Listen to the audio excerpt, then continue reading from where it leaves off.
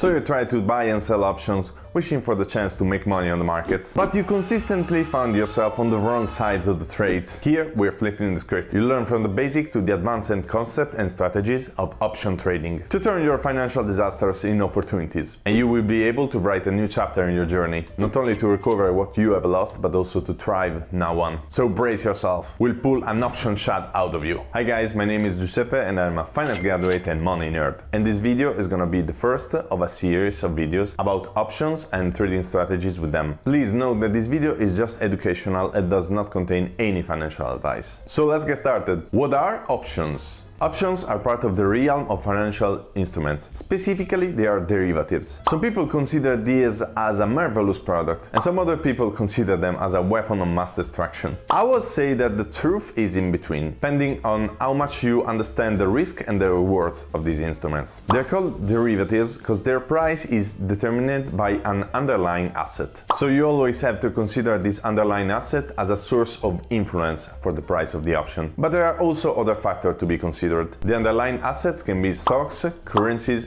futures or bonds, and options give you the right to buy or sell the underlying asset in a specific moment or period. Option can be divided into American and European options. American options can be exercised through their entire life in any moment at open market, while European options can be exercised only at expiration. From now on, we'll discuss only American options that have stocks as an underlying, since these are the most common and the most liquid as well. Stock options are divided in two categories: call options that give you the right to buy 100 shares of a company before a predetermined date, and put options that instead give you the right to sell 100 shares of an underlying company before a predetermined day. Let's make an example. Let's say that I'm bullish on Apple for the next 6 months and I expect the stock price to climb since they released the new iPhone 186.3. I'm very confident about my investing thesis, so I want to leverage this opportunity. And instead of buying simply share, I decide to go for options by buying an American call option that is gonna expire in 180 days from now. That, as per today, is gonna be approximately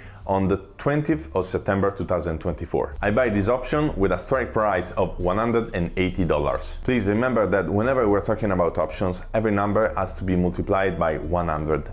Because standardized options work on 100 shares. So I'm going to spend $930 to buy these call options. And the current share price of Apple, as per today, 25 of March, is $171.28.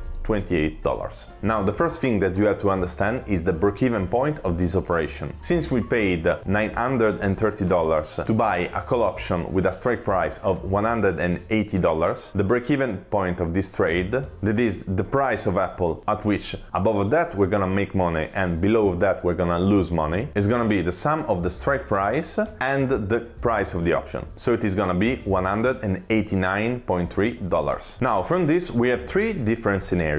In the first scenario, the stock goes sideways or up, but not enough. Let's say that Apple on the 20th of September ends up at $185. In this case, I lost the difference between 189.3 and 185. So I lost $430. Because remember, we have to multiply the difference for 100 shares. I can sell the option on the day of expiration for $430. In this case, we have that the stock is above the strike price, but not enough. We can say that the option is in the money. In the second scenario, we have that the stock goes down. Let's say that Apple on the 20th of September has a price of $160. In this case, I lose my entire investment of $930 because the price of Apple is now below the strike price of $180. So it makes more sense to buy Apple at $160 over the open market instead of exercising the option. In this case, we say that the option is out of the money. Would you pay $180 for something that you can buy for $160? In the last scenario, we have that the stock goes up and goes up by a lot. Let's say that on the 20th of September, Apple is at $200. In this case, I recovered my initial investment of $930 and I made $1,070 on the top of that. And that's a sweet 115%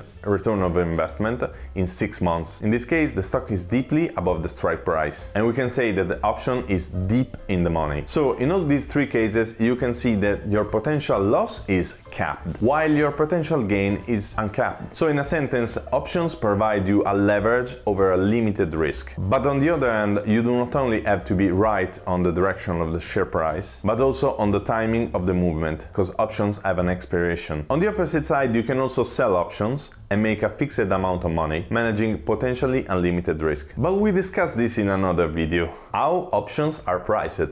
The Black&Scholes model. Options are priced through the mathematical model of Black&Scholes. This is a model that has been created in 1973 by Fisher Black, Robert Merton, and Marion Scholes. Although being a good representation of reality, this model has some limitations, since it assumes that the movement of the stock market is based on a normal distribution. And we know by experience that it's not like this. Violent downward movements are more likely in the stock market compared to a normal distribution. The model has some variables that we'll discuss later in this video. But keep in mind that among these, the only one that cannot be observed is implied volatility, that is reverse engineered from the model based on the demand of the option contracts, intrinsic and extrinsic value. Now, the price of options is composed by two components. Intrinsic value, that is the value that I get if I exercise the option today. Coming back to the example we made, let's say that I buy an option that expires on the 20th of September with a strike price of $170. The current share price of Apple is $171.28, and the price of this option is $1,440. So if I exercise the option today, I have the right to buy 100 shares of Apple at $170, and I can sell them right away on the open market at $171.28, making $128. So in this case, we have that $128 is the intrinsic value of the option. This also means that an option that is out of the money is gonna have an intrinsic value of 0, since the exercise of the option would not be convenient at all. So out of an option price of $1,440, 128 are intrinsic value, while 1,312 are extrinsic value. What is extrinsic value then? It is basically the price you pay to bet on the stock and its movement, that is influenced by several factors contained in the Black&Scholes formula. At expiration, the extrinsic value is 0, because there is no more time for the share price to move and influence the option price, and all the remaining value of the option is gonna be given by the intrinsic value, if any. So an option that at expiration is out of the money, meaning that it's gonna have an intrinsic value of 0, is gonna also have an extrinsic value of 0. So it's gonna be worthless. The Greeks. Now, we explained that the Black&Scholes model calculates the price of the options based on different factors. These are the share price that we can observe, the time to expiration that is known, the interest rates that are known, and finally the implied volatility that needs to be reverse engineered from the model, as we said. Based on each of these factors, we have Greeks that are mathematical derivatives of all the factors included in the Black&Scholes model. I'll give a brief introduction of them now, but they probably deserve a video entirely for themselves. Delta, there is the Greek that is the first derivative of the share price and indicates how much the option price will change with a variation of the share price underlying of $1. Delta is positive for call options since they make more money as the share price increases, and negative for put options since they make more money as the share price decreases. Gamma, that is the Greek that analyzes the changes in delta. This is a second derivative over the share price, meaning the measures how delta moves based on the movement of the share price. Gamma is also influenced by the time at expiration, and it is gonna increase as we get closer to expiration. In simple words, we can say that gamma measures how nervous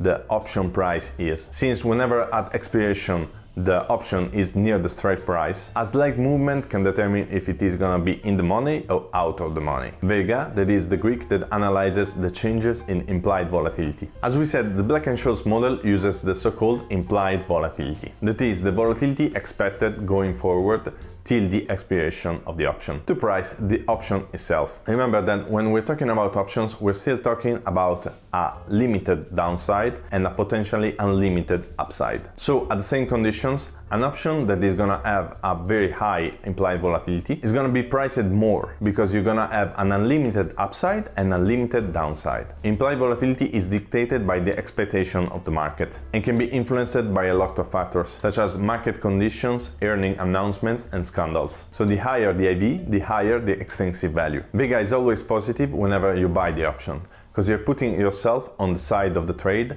that makes more money when there is more implied volatility. Theta, that is the Greek that analyzes the changes in day to expiration. Now, as we said, options have an expiration. Every day that passes till the expiration, the likelihood of a big movement in the share price is gonna decrease, since there's gonna be less time for the share price to move. And this means that day by day, the extrinsic value decreases at a rate that is given by theta. So the longer till the expiration, the higher the option price is gonna be. Also, theta increases exponentially getting closer to the expiration. Think about that. If an option has only 5 days left, it means that every day is gonna burn 20% of its extrinsic value, compared to an option that instead has something like 3 months left. Rho, that is the Greek that analyzes the changes in risk-free interest rates. This is less important compared to the other Greeks, since usually risk-free interest rates do not move a lot during the life of an option. Uses of options. Now, why do options exist? Options were born to hedging risk. Things that you can do, for example, by buying put options to defend yourself against market crashes. Other uses of options can be to speculate from price movements or to sell options, creating various strategies, to speculate from the time passing and for movement in implied volatility, or to bet your life saving in a very unlikely position with the possibility that you're gonna be millionaire of 0.73%. But yeah, hey, we'll discuss this down the line. Where to buy options in Europe. In US, options are well spread on the main trading platforms such as Thinkorswim, Robinhood, tastytrade, and so on. In Europe, the most reliable is probably Interactive Brokers, but you can also open a tastytrade account. There are also options on European stocks, but usually these are not very liquid, so you better stay and work with the US-based one. So guys, thank you for watching. I hope you liked the video, and so please leave a like and subscribe. And if for some reason you do not know what is an ETF or a stock, you can check them here. Bye!